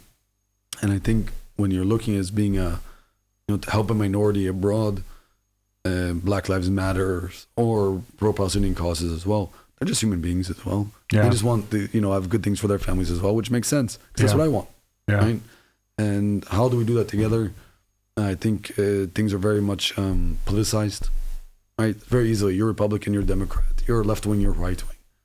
It doesn't matter, and that's something that I think in Israel we have the advantage of, is that no matter what, you can be left wing, you can be right wing, you can be Likud, you can be Labor, but you still want Israel to be a good thing. You want Israel to have a future, and you want your kids to be able to have a good future, and you want the grass to be green and the sun to shine. Yeah, and I think that's what anyone wants. Doesn't matter where you are in the world. Yeah. But it's hard. It's hard today. It really is. Yeah, absolutely. And then, I don't think I think you lead by example, and you have a very altruistic lifestyle in a lot of ways, right? Yeah. But I don't think a lot of people, especially in politics, have the same kind of ideas. That's why I'm not a politician. Right. But in that sense, even if it was just toned down a little bit, right? And you could bridge the gap, and you see the changes that are happening right now there was a little bit of a power shift here recently with the last elections. Yep. Has that benefited Ramat Negev in this area in a better way because of the pluralism within the government right now, with some of the different factions and the different parties that had to come together to create a new government, basically? So the first thing is that there's a budget. Yeah. We didn't have a budget for God knows how long. So the fact that Israel, the government, has a budget and a regional council can get now government funding for different programs, it's amazing. So can you elaborate on what the difference was on not having a budget? So basically you're just governing in a blind, and you don't know when cash is coming. When cash is coming, you would, I don't want to give maybe specific examples, but you want to build a certain building. Right. And the culture or sports department says, yeah, we technically want to allocate you the money, but the budget hasn't been passed down from up top. So the money's there in an Excel sheet somewhere, but we don't know if it's actually going to ever come. Mm. And the fact that it actually did come now is okay, thank you. How long did the budget not get ratified? I think it was 3 years. Wow. Those whole times when we were in those elections, those 5 or 6 elections, whatever the heck I'm on the word, it was a long time. And then on top of that, you had bureaus that the head of a bureau would change. Oh, right. It. So then you're making you have this partnership with the Land Development Bureau, but now he's or she's not the CEO anymore, and now you have to make a new repertoire with this person. So it's also relationships. It's all about relationships. But in the end, things took time to get moving. We, like I said, our foot is on the gas, and we were in fifth gear. So when you look around here, you've seen it. High schools being built. Last time you were here, there wasn't a high school. We're sitting in the radio lab of the new high school, which is amazing, that my kids are going to go to. So like they have a graduating class, right? So it's amazing. The roads, the environment, the business, innovation, all these things. So they're going we're continuing going forward, but it was extra hard work. I don't think we're seeing the pluralistic sense of the government that maybe we would want to. I know one of the big issues now, we just came back from the Women of the Wall, and there's all the articles again that they're coming and saying, listen, give us the area next to the classic area of the Western Wall to do our egalitarian meetings, and they're still sitting on it. Yeah, they're still playing with it. There's still no actual way to get to the Western Wall because it's all been and then it looks like it's ridiculous. So there's all these issues still going on, but the government's trying to survive. I think it's huge that there's Arabs inside the Israeli government, inside the coalition, making laws in Israel. I think also they're not focusing on the big issues, right? There's some big elephants in the room. Yeah, they're not really focusing on identity issues, certain laws. But the fact that we have a new prime minister, I believe personally that we should have term limits for prime ministers. There's no reason in the world that we should have a prime minister that was a prime minister for so long. Doesn't make sense. Ben Gurion shouldn't have been a prime minister for so long. Right? It needs to change because the times change and people change. But I think I agree with you that leading by example, I think that's something that we do very much here. That's what I personally do, and that's what I try to teach my kids. Yeah. Right? You want someone to act nicely. Do you act nicely to them? I might not necessarily keep Shabbat, but my friends that come over, I'll keep Shabbat for them. Yeah. Right? Or, I believe in having cleaning up the environment around me. So I clean up the environment around me. I don't just talk about it. Yeah.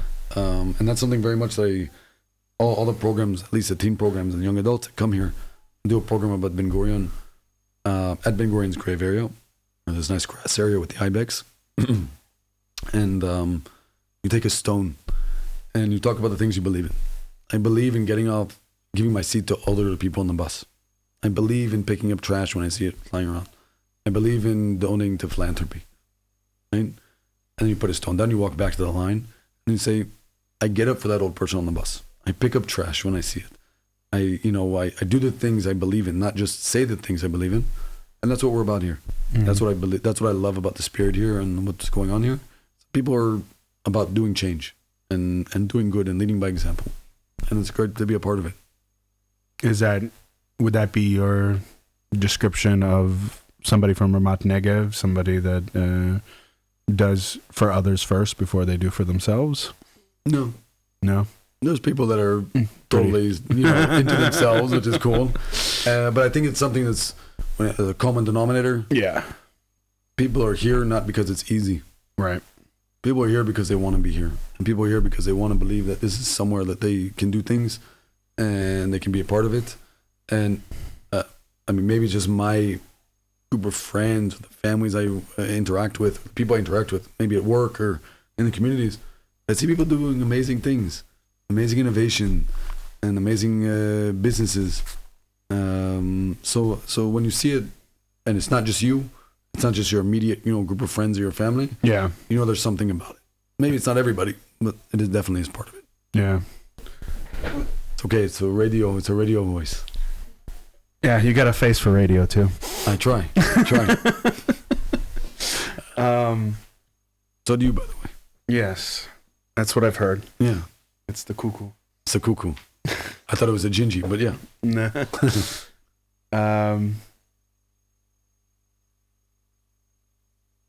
For people in the States that are kind of in the same position that you are, that have smaller families, that are kids that are a little bit younger,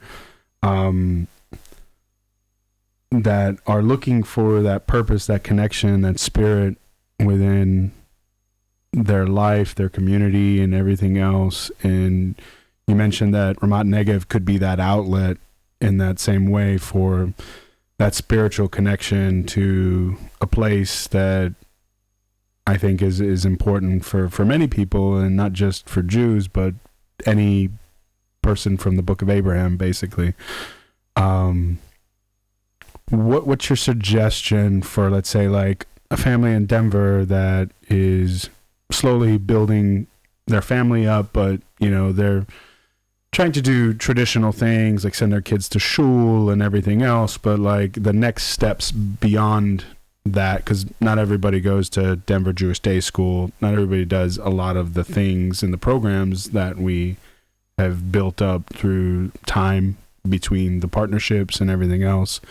What would you suggest to that family or those parents in getting their kids in connection with Ramat Negev, either through the Israelis that go there or the teens that go here in that way?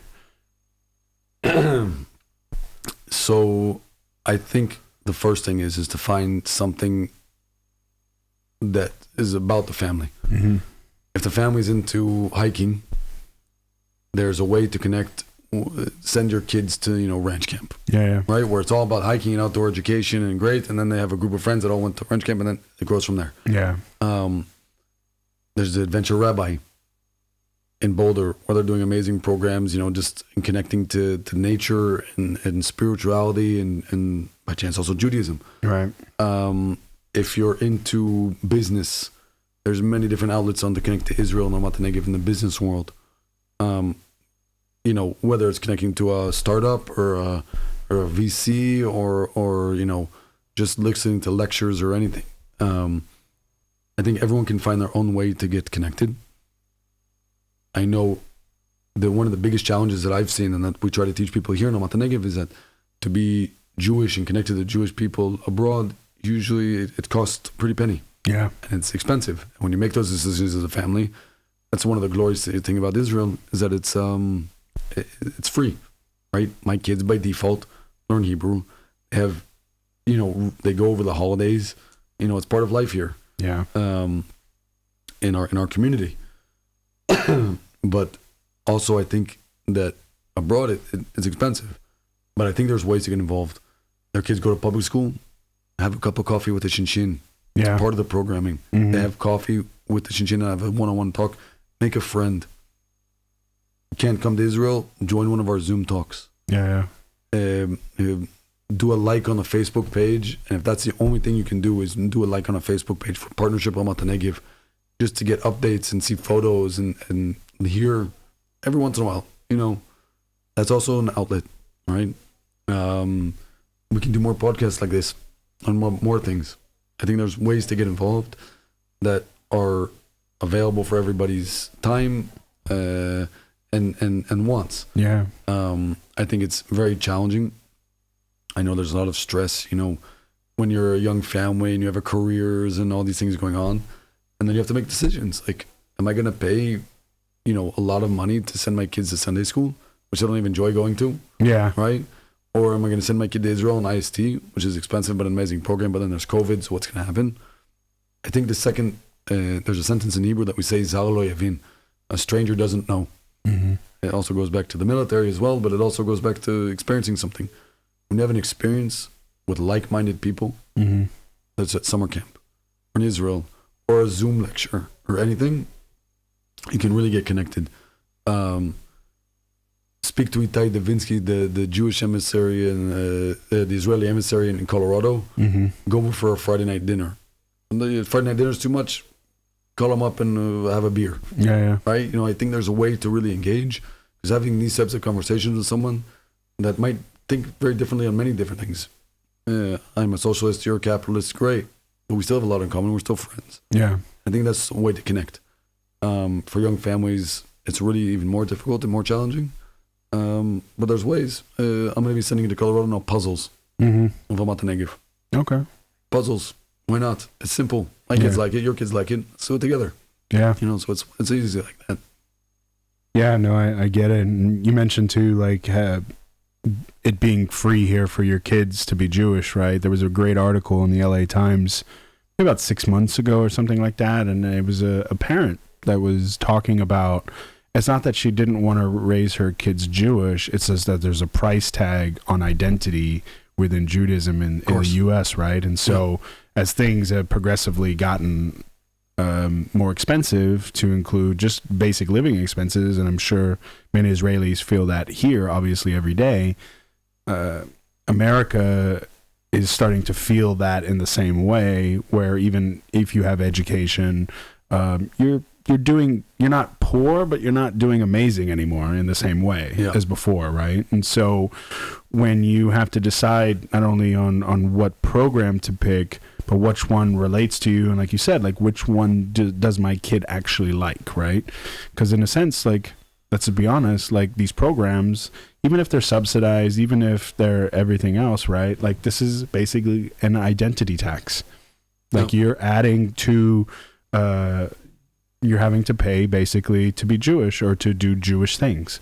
I understand the programming and the nuances behind the budgets and everything else, right? But at the same time, it's just like you have 3 kids like yourself, for example, to send them to Denver Jewish Day School is gonna be like $35,000 a year. Yeah, you know what I mean? It's just like wow, you know, like that's one of the glorious things about Israel.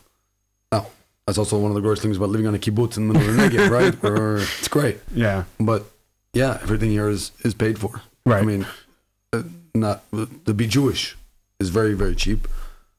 And I think, by the way, necessarily the way I want to be Jewish is not cheap here. Right. Like to have a reform rabbi here is not something that's subsidized by the Ministry of Religion.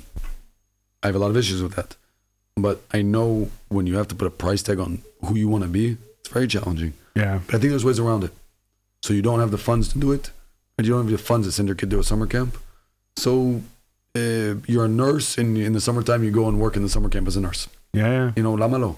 Why not? Yeah. Or, you know what? You can't afford your kids to go to public school, and there's a Jew club, and the kid might not like it. But you know what? There's he likes coffee, so he's going to have a cup of coffee with somebody. Or you want to have, for instance, we did recently in Colorado, the wine event, right? Where we brought a bunch of wine from Ramat Negev. We had him on Zoom, the Boaz who makes the wine, and me and Alan and our staff was there, and it was an amazing event. And it wasn't just because we were talking about Ramat Negev. It's because there was good wine. Yeah. Right? Go online, buy some wine from Israel, from Ramat Negev. I can give you the website, Ramat Negev website. We have a shop. Buy it for your partner for Friday night dinner. You know, why not? Yeah. Right? So there's ways to connect. And I think you don't necessarily have to pay the crazy money for it. There's other ways to do it. I think that that's the Israeli ingenuity on how to get things. For sure. You know, I would love to send my kids to a Jewish summer camp.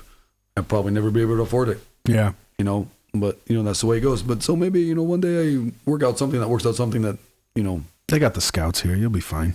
We don't have the scouts here. No? No. Youth movement. We don't have the scouts. Got it. Yeah, we have different programs. But again, they'll be Jewish, right? They'll learn the Hatikva.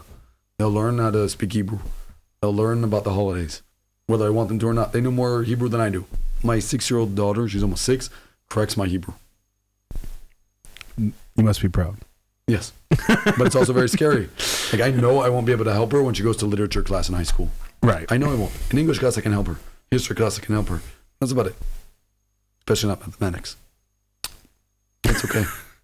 Yeah, no, I understand your perspective on why you came here and how you felt, and like you were doing it for yourself in many instances, but as you alluded to before, it's so your kids have the opportunity to make the choice themselves in a better way, and they're Sabra.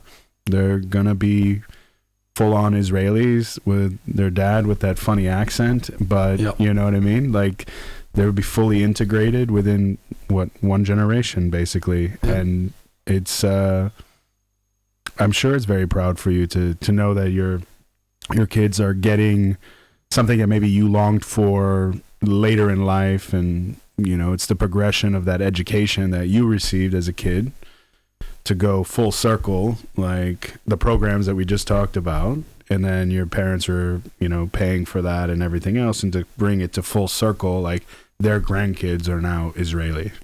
That's got to be a good feeling for the family, no?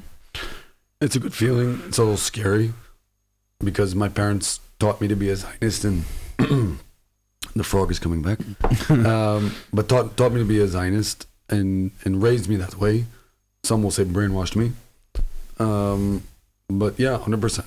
And when I look at what they'll do in their lives and the relationships I want them to have, it's I want them to also give back to their community and maybe help other people understand that.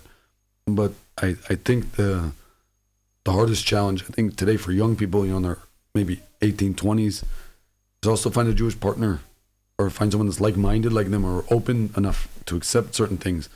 Because I know my family, my grandmother, my grandfather were Christian. And when we would come over for, Hanukkah, Christmas dinner, she would make us turkey and she had a ham. And we kept kosher, making bunny, quotation marks here. But, when I was out, of course I had cheeseburgers, whatever. Yeah. But you can find the middle ground. Yeah. But when you're the only Jewish kid in a high school, or you're, you're at a college campus and you fall in love with someone that's not Jewish. So you fall in love with somebody, and it doesn't matter, if you have the same values, you'll find a way to make things happen. Yeah. And it's not an easy thing.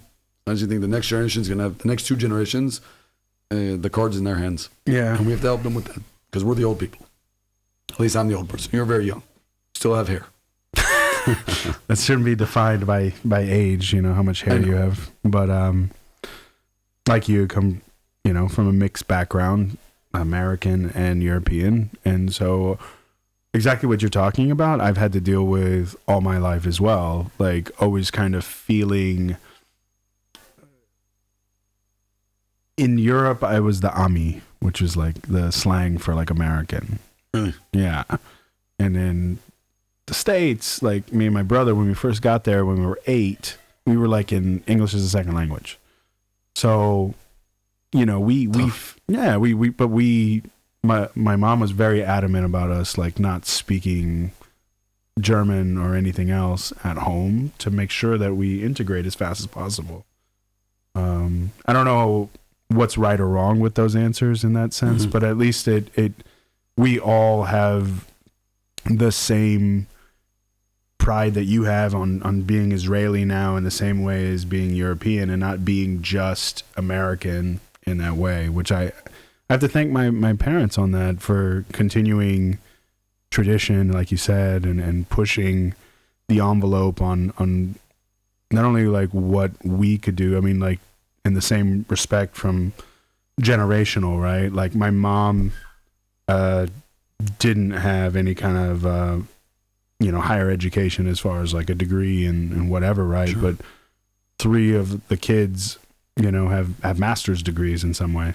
And so you can look back and just be very happy that like she put and sacrificed a lot of time and effort, not so much on us, but to make sure we had enough to be able to not only survive, but like do better than average, right? Yeah. So like I'm always grateful for that and the work ethic that she had. Like you don't really realize it until you're later in life. Exactly. When you're a parent and you're just like, oh man, I'm tired or doing this and that, or whatever else, and you think about it and you're just like, damn man, like not only did she work all day, but then she came home and she cooked and she did all this stuff and whatever, right? You don't figure that out until later in life, like until you make your own mistakes and how you're viewing the world and being hard on people that maybe you shouldn't and stuff like that. And, until stuff happens to you directly, you're like, okay.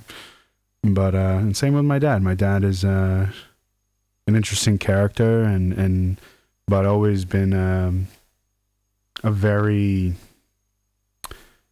I would say a modest man, like I think he comes from humble beginnings and a very different lifestyle as well. And for him to come full circle and, have done what he's done, like he's a success story in his own ways, like from coming from a small town, from a farm, all that stuff, and got to travel the world and doing army stuff. Amazing. Yeah. It's just, it's a lot of times we tend to dive into these things where we we go down the rabbit hole of like what we don't have. We don't realize a lot of times like all the stuff that we do have. And we were talking the other day or earlier this morning, and the kid is this. So Jared and I went to a classroom here in Ramat Negev at the high school, a literature class, and they just wanted to learn. They have to think about like different podcast ideas and maybe come up with a theme or something else. And they were very curious as to why I am from Colorado coming to Ramat Negev. And they're like asking me in very broken English. They're like, "Why are you in Ramat Negev? Why are you in the desert? And it's shit here." And I don't think they're going to realize until maybe they get older, like the lifestyle that they had was so valuable in that way. And so the same thing, it just takes time. The grass is always greener, and then you come back to reality and you're like, man, I do miss like knowing all my neighbors' names. I do miss having a sense of community. And if somebody has a birthday, then everybody shows up and this and that, so. And also I think, I think what you said about your mom and the work ethic and all these things, but when I look back at my parents as well, my dad used to say to me, anytime I did something bad, he said to me, everything you've thought about doing, I've done at least twice. Yeah. And my mom's work ethic and always being out there in the community, and I see it, today, and I look at my kids, my son Eyal, today was this morning giving me shit. Because he's a 3.5-year-old. Yeah. That's what they do. And you try not to sweat the big stuff. Yeah. But then I come to work and we're having these podcasts and we're doing this new thing that we've never done before. And I'm going to go home today. And unfortunately, you guys, you're going to go home soon back to Colorado. But, we've done something new. And I can go home and be very proud of that we've done something. We've made a seed, something that will grow into I don't know what. Right. And the fact that all these kids here are walking around the high school now have been seeing us through the glass windows, and people have been asking us, what are we doing? And everyone's all excited, and it's cool. And you can go back and you can say, everything that we've done for the years that we've done them, and the partnership and in general in the Negev and in Israel, and the connection between the world Jewry and Israel, it's something amazing. It's never been done before in history. And when we look back 200 years from now, and we'll look at this time period, maybe we've made mistakes, and I know we have, but let's try to do it different. And always think about, you can't go forward without knowing what your past was. Mm-hmm. And I think as an identity, I see myself as Israeli, but I 100% and 1,000 times respect and love the community I grew up in and my family, my heritage. I mean, we went to get a genealogy test when we were having kids. When our first child was born. And they ask you, what's your heritage? And I said, well, my mom's side, I'm Jewish Ashkenazi. And my dad's side, I'm Italian, Scottish, Native American, and probably Irish somewhere. And she just looks at me and says, we don't have those statistics. And I says, okay, so what are you going to put me down? She says, I'm just going to put you as European Christian. And I said, okay, whatever. There's no Native American, and that's part of my heritage. Yeah. And if you remember that, you know how to put it forward. And if you remember where you came from and the things your parents taught you, you'll be able to make the next generation better. I think everything by leading by example, by being on the board that you're on. And we're just seeing kids that we were hanging out with through the days that we've been down here, and they're walking by and stuff. We have an apprenticeship program through the high school, so I have 2 apprentices, and one of them just walked by, so I forgot. Good kid. I saw the other one the other day. Yeah, he waved. He's like, hey, what's up? They're good kids. Yeah. But I think if we can do that, and look at what we also have, and look at we've been doing these past couple of days, and this last time you were here, and what we'll do next time, only time will tell. And I think that's something amazing. And it's by leading by example and showing people that this is what's happening, and showing people what we've thought about. And we're not the first person to ever do a podcast. No. Okay. How many podcasts are on Spotify, right? But I think it's amazing that this is the first time we've done it, together. And what will happen next time is also amazing. And here you have, the abilities to do it. And what will happen with my kids and maybe one day your kids or your friends. Tfu, tfu, tfu. Tfu, tfu, tfu. I won't tell my horrible dad joke, but I'll tell you off the mic. Okay. But I think it's, whatever happens, our communities will continue to grow and continue to connect. And that's what's amazing about it. And so, yeah. Yeah, I mean, I can't say it any better, so might as well just leave it at that. Hey, man. Toda rabah. Toda rabah. I love you. Thank you for coming. Yeah, no, appreciate it. I love being here with you and your family, and it's always special to be down in the Negev, and thank you for, honestly, Jewish Colorado, for planting this seed. Like, when I first got out of the army, I was looking for that purpose, like Jared was talking about initially, and Israel, from a spiritual sense, was that, and the connection between the communities and everything else, I think, was just paramount for me, and changed the trajectory of my life in many ways. And I come back many times to be inspired, to be influenced, to hopefully provide the value and the purpose in that same way for others behind me. So thank you for that. Thank you, but I think that's a success story. Yeah, for sure. That you've been able to do all this and be a part. It's changed your life for the better, I think. Yeah. I mean, from what you're saying. Yeah, for sure. And the fact that I get to know you and all the people that we know together is part of I'm emotional, but I'm also... Jared's not that emotional normally, so no. It's his voice. Yeah, but thank you, and you're part of our family, so thank you, Ben. Toda rabah. Let's go get barbecue. The show is produced by myself, Ben, out of Denver, Colorado. Be sure to subscribe to the show wherever you consume the content. Audio versions are available on Apple Podcasts, Spotify, Google, Amazon, and a ton of others. As far as the full shows go and clips of the show, YouTube is the best place to view it. Instagram would be another one to see the clips. Big shout out to Mike Xavier, a hip-hop artist based out of Vegas and LA, who allow us to use his music for the show. He also produces a show called Hip Hop and Poetry, owns Renowned Photos, and check his music out and anything else that he's got going on in Vegas or online and social media as well. One last thing, if you know someone interesting that you think would bring value to the audience in some way, by all means, email me or get in touch via social media, and would love to hear your thoughts on who would be one of those type of people. Thanks so much, and look forward to continuing to produce for you guys.